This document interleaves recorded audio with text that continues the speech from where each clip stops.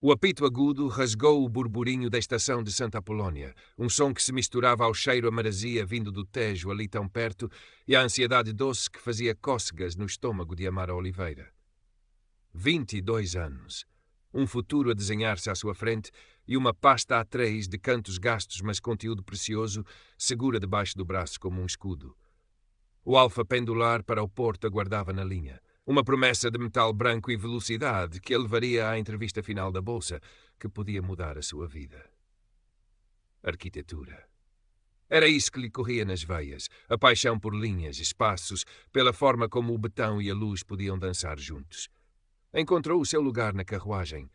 Conforto, o bilhete comprado com meses de economias de trabalhos precários.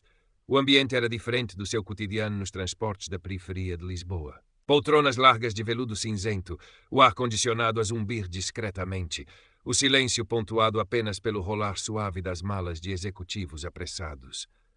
Sentiu-se, por um instante, uma intrusa naquele aquário de privilégio silencioso. Mas endireitou os ombros. Tinha tanto direito a estar ali como qualquer outra pessoa. O lenço colorido de inspiração africana que lhe adornava o pescoço era um toque de cor vibrante contra a camisola escura. Um lembrete silencioso das suas raízes, da sua identidade. Os brincos artesanais, feitos por uma amiga, balançavam suavemente enquanto arrumava a pasta com cuidado no espaço à sua frente.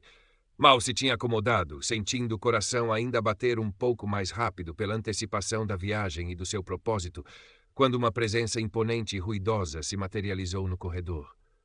Uma mulher nos seus finais de 50, talvez 60 anos, vestida num impecável tailleur bege que parecia gritar dinheiro antigo, ou talvez apenas dinheiro. Um colar de pérolas vistoso, uma carteira de marca reconhecível, pousada com estrondo na mesa do lugar vago à sua frente, na diagonal. O cabelo louro, armado num penteado que desafiava a gravidade e a umidade lisboeta, emoldurava um rosto onde a maquilhagem cuidada não conseguia disfarçar um vinco permanente de desdém entre as sobrancelhas. Os olhos da mulher varreram a carruagem e pousaram em Amara. Não foi um olhar casual. Foi uma avaliação rápida, fria, que pareceu desmontá-la peça por peça. A pele escura, o cabelo afro curto e natural, as calças de ganga simples, as sapatilhas gastas, a pasta volumosa e de aspecto usado. O olhar demorou-se na pasta, depois subiu de novo ao rosto de Amara e um ligeiro torcer de lábios pareceu indicar o veredicto. A mulher, que Amara viria a identificar mentalmente como Dona Constança, bufou audivelmente enquanto se sentava, ajeitando a saia com uma cerimônia exagerada. O comboio começou a deslizar suavemente para fora da estação, as luzes de Lisboa a ficarem para trás. Amara virou-se para a janela, tentando absorver a paisagem, o rio a brilhar sob o sol da tarde, mas sentiu o peso do olhar da mulher nas suas costas, uma presença física quase palpável. Francamente, murmurou Dona Constança, alto o suficiente para ser ouvido por quem estivesse perto, talvez falando para o seu reflexo na janela ou para um interlocutor invisível. Já não se pode ter um pingo de sossego, o tipo de gente que agora se vê por aqui. Amara sentiu o sangue a subir-lhe ao rosto. Fechou os olhos por um segundo. Respira fundo. Ignora. Falta pouco. O porto espera. Abriu a pasta sobre a pequena mesa à sua frente, retirando um lápis e o seu bloco de esboços. Precisava de se concentrar, de se refugiar no seu mundo, nas linhas que lhe davam ordem e sentido. Começou a traçar, a mão a deslizar sobre o papel com uma segurança que contrastava com a turbulência que começava a sentir por dentro. Não demorou muito até a próxima interrupção. Dona Constança agitava a mão no ar, chamando o revisor que passava pelo corredor a verificar os bilhetes eletrónicos nos ecrãs acima dos assentos. Senhor revisor, faça favor. A voz era imperativa, habituada a ser obedecida. O revisor, um homem de meia idade, talvez 40 e poucos anos, com um uniforme azul escuro da CPI impecável, mas com um ar ligeiramente cansado, aproximou-se.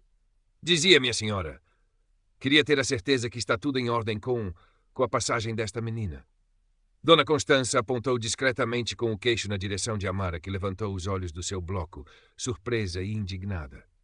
E essa coisa, continuou, indicando a pasta de Amara, não me parece muito adequada para estar aqui a atrapalhar a passagem, não acha?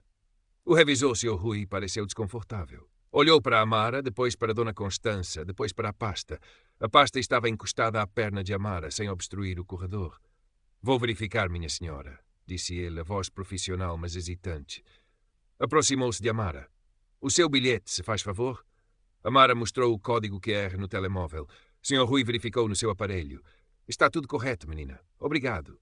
Voltou-se para Dona Constança. O bilhete está válido, senhora, e a bagagem não está a obstruir. Humph! Foi a resposta de Dona Constança, claramente insatisfeita. Mesmo assim, é estranho. Sr. Rui deu um pequeno aceno de cabeça e continuou pelo corredor, visivelmente aliviado por escapar à situação. Amara sentiu uma pontada de desapontamento.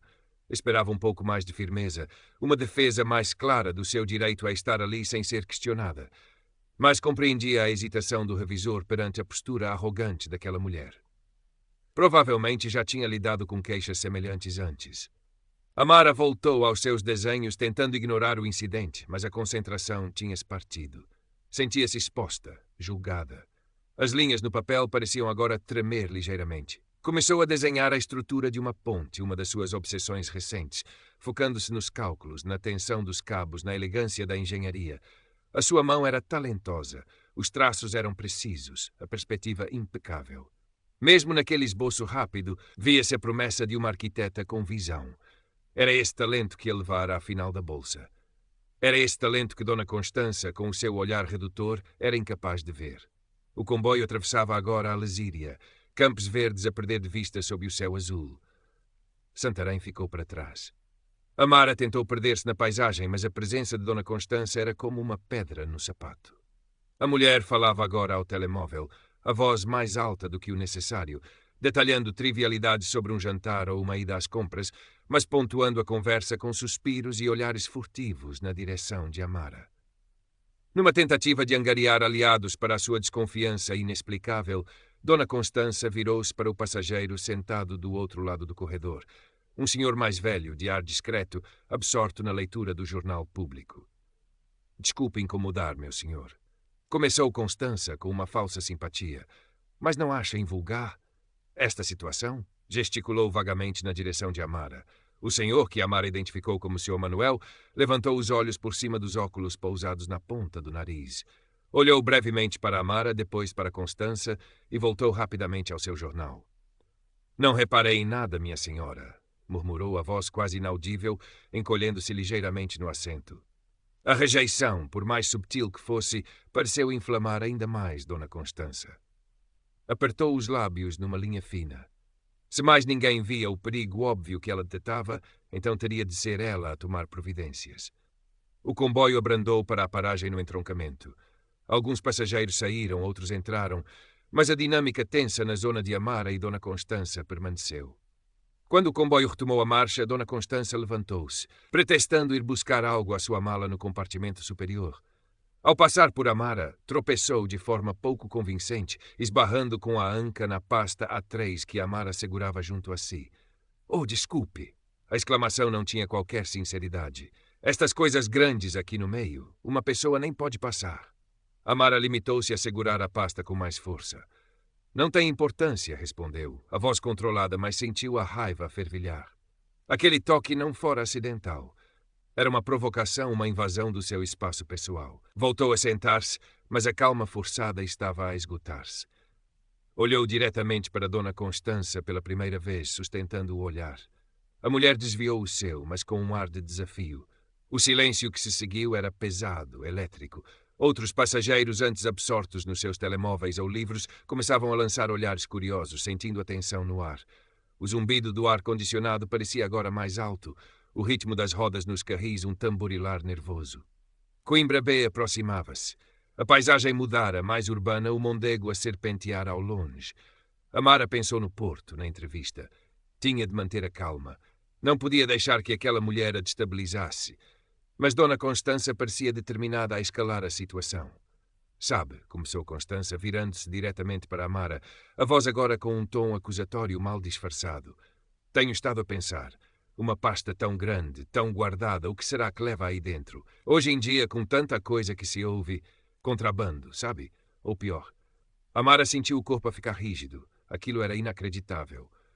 Levo o meu trabalho, respondeu, a voz baixa, mas firme. Desenhos, projetos de arquitetura. Dona Constança soltou uma risada curta, desdenhosa. Desenhos, projetos. Ah, por favor, não me faça rir. Gente como você. Hesitou, talvez percebendo que estava a ir longe demais, mas a sua convicção preconceituosa era mais forte. Gente como você não costuma andar com projetos em primeira classe. Aposto que é roubado, ou então é alguma coisa ilegal. A acusação pairou no ar, chocante na sua crueza. Os murmúrios na carruagem aumentaram. Vários passageiros viraram-se abertamente. Sr. Rui, o revisor, que estava na outra ponta da carruagem, começou a caminhar na direção delas, alertado pela comoção. Amara sentiu as lágrimas a picarem-lhe os olhos, não de tristeza, mas de pura fúria e humilhação. Tinha trabalhado tanto, sacrificado tanto para chegar ali, para ter aquela oportunidade. E agora estava a ser publicamente acusada de ser uma criminosa por uma desconhecida arrogante, baseada apenas na cor da sua pele e na sua aparência. Como se atreve? A voz de Amara tremeu ligeiramente, mas ganhou força. Levantou-se, encarando Dona Constança. O seu movimento súbito fez a mulher recuar um passo, surpreendida pela reação. Como se atreve a acusar-me sem qualquer prova, baseada apenas nos preconceitos nojentos? Preconceitos? A voz de Dona Constança subiu uma oitava, estridente. Eu não tenho preconceitos. Eu tenho olhos na cara e vejo uma pessoa suspeita onde ela está. Exijo ver o que tem dentro dessa pasta, agora mesmo. Ou chamo a polícia em Coimbra. A cena estava criada. Todos os olhares estavam postos nelas. Sr. Rui chegou finalmente, a testa franzida de preocupação. Minhas senhoras, por favor, acalmem-se. O que se passa aqui? O que se passa, disse Dona Constança, virando-se para o revisor com um ar triunfante, é que esta menina se recusa a mostrar o conteúdo suspeito daquela pasta. Eu exijo que ela o faça, pela segurança de todos nós. Amara olhou para Sr. Rui, depois para os rostos curiosos e desconfortáveis dos outros passageiros e finalmente para Dona Constança, cujo rosto estava vermelho de agitação e certeza auto-infligida. Sentiu uma onda de cansaço, mas também uma súbita e inesperada calma. A raiva deu lugar a uma resolução fria. Já não se tratava apenas da entrevista no Porto. Tratava-se da sua dignidade ali, naquele momento. Respirou fundo. O senhor revisor tem razão, disse a voz surpreendentemente calma e clara, silenciando os murmúrios. Não há necessidade para este escândalo. Voltou-se para Dona Constança. A senhora quer ver o que está na minha pasta? Acha que sou uma ameaça? Uma contrabandista? Uma ladra? Fez uma pausa, deixando as perguntas ecoarem no silêncio tenso. Muito bem, eu mostro. Com gestos deliberados, Amara colocou a pasta A3 sobre a sua mesa desocupada. Os fechos abriram-se com um clique suave.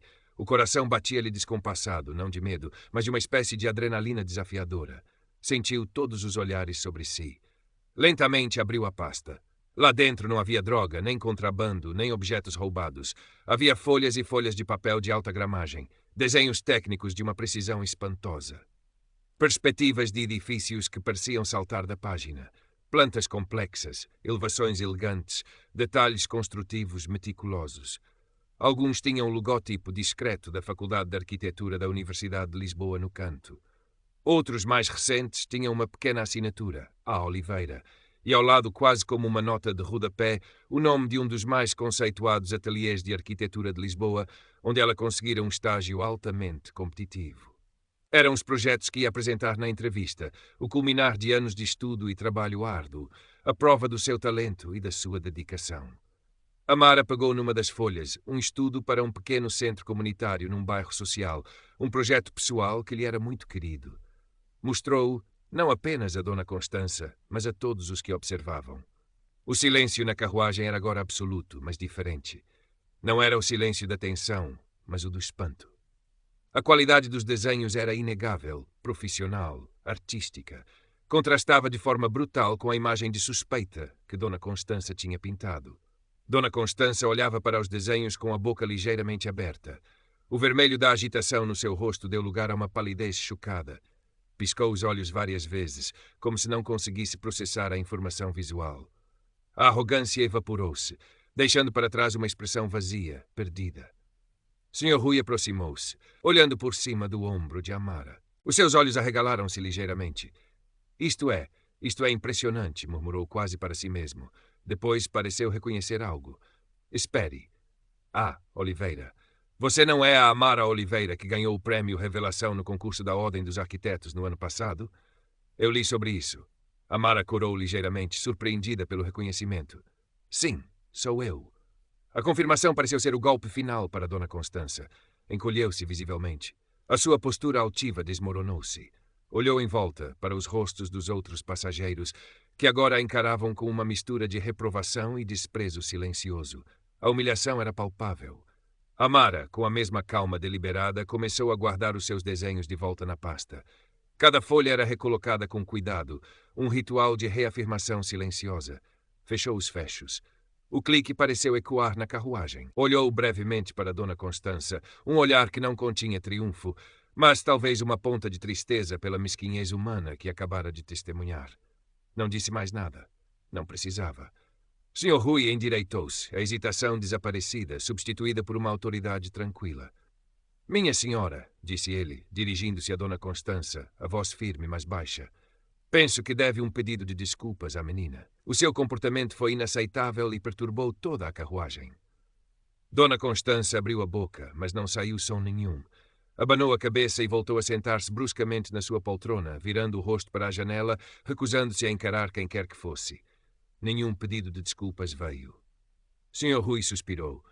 Peço desculpa a todos os passageiros pelo incômodo, disse, a voz mais alta.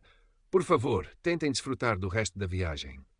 Deu um pequeno aceno de cabeça a Amara, um pedido de desculpas silencioso em nome da civilidade, e afastou-se. O resto da viagem até ao porto decorreu num silêncio denso.